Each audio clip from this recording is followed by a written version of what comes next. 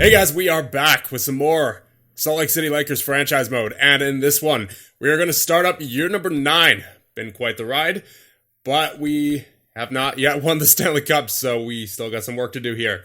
And part of that work includes making a trade, a very minor one, but it should help our success in the long run. We are going to be trading for a 7th defenseman, because I forgot to pick one up in free agency, and that is going to be from the Edmonton Oilers. We are going to be picking up Philip Broberg, as they have quite the plethora of defensemen here, as Broberg is actually in the AHL as an 80 overall, so he is the perfect candidate to get as our 7th defenseman and fill in there once in a while. And he's also very cheap, $800K on his salary. We don't have too much salary cap available, and I'll get into the salary cap in a minute, because that's something we do have to talk about for this upcoming offseason. And who we're going to be trading to Edmonton, it may as well be LeCavalier. We're not going to have much use of him, so let's see if this goes through. LeCavalier for Broberg, 1-for-1, rejected. Okay, so let's try out adding a draft pick in there. Let's go for a 4th. LeCavalier and a 4th for Broberg. That will work. All right, so now what we could do, we could send down Malak, and he can go to juniors, have another year of development there, and Broberg as our backup defenseman just in case we need him. And so now the cap issues that we're going to be running into this offseason, it's not going to be fun. You take a look at who we have coming up here as we go to all expiring. Wright, LaRose, Naslund, I don't think he's going to want too much. He should only want about, 1 or 2 mil. But the big guys are LaRose, Wright, and Kistov. Yeah, Kistov's going to want over 8 mil, well over 8 mil. And then as we take a look at LaRose, he wants 6 mil. And then Shane Wright, he's probably going to want more money than what he's making now. 10 mil. So we're going to have some cap issues going into this upcoming offseason. Obviously, that's still a ways away. We still got the whole regular season to go, and the playoffs, if we make them, hopefully we do. I wouldn't imagine why not with this roster, but yeah, it's going to be a huge problem. And I'm thinking the player that we may have to move on to, I'm not 100% sure yet, but I'm thinking we may need to trade Marner at the draft. And he's carrying a $12.25 million salary on him for the next 4 years. That's part of the reason why, because right now we only have roughly 4 mil cap space available. And when you consider Wright getting a pay increase, LaRose and Kistov getting massive pay increases, there's not going to be much left for the likes of Mitch Marner or really anybody else. We're going to have to, if we want to keep Marner, we're going to have to release guys like Burakovsky. I mean, he may not want to sign anyway, but I would prefer to keep as much depth as possible. And then Dumba as well. I don't even know what he's going to want. He wants more too. For whatever reason, he wants more than what he's making now, which I don't know if I'd be willing to do, especially at his age. And then you got JT Miller as well. If we want to keep him on board for 1 more year, there's going to be a lot of uncertainty cap-wise this upcoming offseason for sure. So just something to consider. We're not going to be trading Marner now. There's no point in trading Marner right now. He's got 4 years left on his contract, and we're going for the Stanley Cup. So we may as well start out this regular season. And I don't remember if I showed you guys the lines in the last one, but here they are anyway. We have Plekanec, Wright, and Burakovsky on the first line, as we did last year. Then on the second line, you have Waugh, LaRose, and Marner. Third line, Messier, Miller, and Nieuwendyk. And then De La Rose, Frederick, and Naslund. And on the back end, you have Dundas and Dumba, Fleury and Goddard, Lambos and Merkley, and in goal, of course, are Kistov and Dostal. Special teams, 5-man power play first. You have Plekanec, Wright, and Burakovsky with Dundas and Merkley, and then Waugh, LaRose, and Marner with Nieuwendyk and Dumba. 4-man power play, pretty much the same.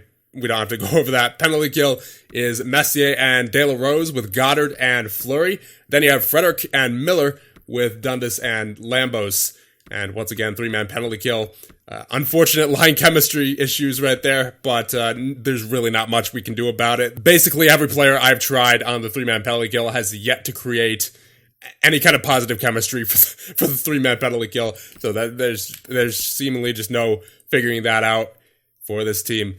Shane Wright and Mitch Marner on the 4-on-4 line 1 with Dundas and Dumba. Then you have Plekanec and Burakovsky with Fleury and Goddard. And then LaRose and Waugh with Lambos and Merkley. 3-on-3 is Wright, Marner, and Merkley.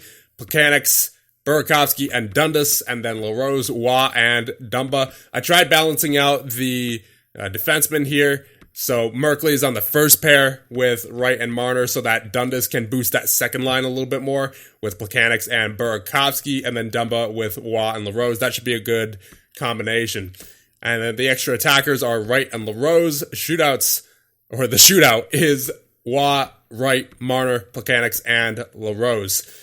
We already saw the goaltenders, and scratched are Atkinson and Broberg. New numbers, we have Frederic, number 8. We have De La Rose, 61. We have Merkley, 28. Broberg, 5. And Dostal, number 1. Ooh, right off the bat, we've got an injury here. Peyton Dundas with a mild concussion till October 22nd. You absolutely hate to see it. Ilya Kistov out with a bruised hip until November 19th. That is about a month away. So we're without our stud goaltender right now, which is unfortunate, as, I mean, he hasn't been great, but still, he's only 22, he's 89 overall, we sort of have to lean on him a little bit, so now we are forced to go to Lucas Dostal, so we'll see what he can do, and actually, it looks like he's been playing pretty well so far, 925 save percentage in 3 games, presuming that's from this year, yes it is, so hopefully he can keep that up, and we're going to have to call up, I don't want Strachan to get any time in the NHL just yet. I want him to keep going down there in the AHL, so we'll bring up Olczyk instead. All right, Dostal, so we'll see what you can do. Hopefully you can stay consistent with the past 3 games there, because you have to be our guy for quite a while here. So after October, we are 8-1 to start out the season. We absolutely crushed October, even though we didn't have our stud goaltender, Mr. Kistov, for half of it. We got it done. And it looks like Olczyk, actually, he got in there for 1 game and he got the win. So that's good for him. But Dostal's the man as of right now. 5 wins in 6 games played with a 921 save percentage. Doing pretty well for himself as of right now. Let's check out everyone else. Plekanec, over a point per game. Wright, well over a point per game with 12 points in 9 games. Burakovsky, point per game. Very nice. That first line, tearing it up to start the season. Joshua Waugh, not too bad himself. 7 points in 9 games played so far. Tyler Rose, wish he would be doing a bit better. 4 points so far, but you know what? For the most part, we're clicking, so I can't complain too much about that. Messier, 3 points so far. Miller, 5 points so far on the third line. Rodrigo Nieuwendyk as well. Then you have Taylor Rose with 5 points on the fourth line. Frederic with 6 points, and Naslin with 4. So all around depth scoring here, including the first line being well over a point per game. So really no issues offensively, it looks like, at the moment. Dundas currently has 2 assists in 8 games played. He missed a game with an injury. Then you have Matt Dumba with 3 assists, Fleury with 2 assists, Goddard with 2 points, Lambos with 3 points, Merkley with 2, and our backup defenseman, Broberg, played 1 game, and he, oh my, played 30 minutes apparently that game. And of course, Lucas Dostal has done very well so far this season. So really no reason to complain. Let's take a look at the team stats just to make sure our power play and penalty kill are where they should be. And I don't see why not, because we're 8-1 currently. So goals for per game. We are currently sitting first in the division at the very least with a 3.78, and goals against per game is sitting at a 2.33. That is what you like to see. And the power play currently sitting at an 18.2, so not terrible, but it could definitely be better. And the penalty kill, 81%. Again, same thing. Could be better, but could definitely be much worse given years past. And, you know, given a record, I will take it. So with that being said, let's get through another month of simulating here. Ooh, Stuart Goddard out with a sore shoulder until November 20th. That is a couple weeks away, I believe, around the same time that we get Ilya Kistov back. So, I mean, it's not the worst injury, but still one of our better defensemen overall-wise. Don't like to see that, so I believe that will place Broberg in there for a little bit. And of course, Broberg is now out with a concussion until December 23rd. So that's unfortunate. We're going to have to not only edit the lines, but I believe we're also going to have to call somebody up. For right now, we're just calling up Chernak to fill in there on the second pair for Goddard until he gets back, which I believe will be in a couple of days. So there's really no point in trying to mess with all the lines there. And Ilya Kistov is back and ready to play. Stuart Goddard is back as well, so we'll take Chernak out. And then I believe we're going to have to send Chernak back down to the AHL. Actually, not yet, because Broberg is still injured. Right, so Chernak will just be our 7th defenseman for right now. So after 2 months, we are 14-7-2. Certainly did not have as good of a month in November that we did in October. But nonetheless, we are still sitting inside the playoffs with 30 points and in third in the Central Division. So now we're going to check out the team stats. Interested to see how the power play and penalty kill are. Goals for per game, we are sitting at a 3.43. And the goals against per game has gone way up there since we last checked, to 3.26. That is a yikes. Our power play has actually gotten better at a 21.3. And the penalty kill gotten a little worse at a 79.4. So I wouldn't say special teams are the issue, given that our power play has gotten better and our penalty kill has only been slightly worse. In addition to the goaltending, obviously, not being where it was. Oh, Kistov. Wow. 859 in 9 games. Yeah, that's not... Wow, that is not good. Whew. Well, I don't know what to say about that, because he had a very respectable save percentage last year, 914, and a decent save percentage in his first year there with 9 games played and a 905 save percentage. And right now, just, you do not like to see that. So Dostal, he's been doing much better than Kistov. But I want Kistov to get back on track because he's supposedly the future of this franchise in net, but not with those numbers, you know. So that being said, we will go 1 more month in the simulation and hopefully Mr. Ilya Kistov can get it together. We're getting all the injuries this year. Hayden Fleury out with a pulled groin till January 6th. You do not like to see it. So I guess that means Lambos to the top 4, and then we'll get Broberg in there. So we unfortunately went 6-8 in December. We're 20-15-2 overall.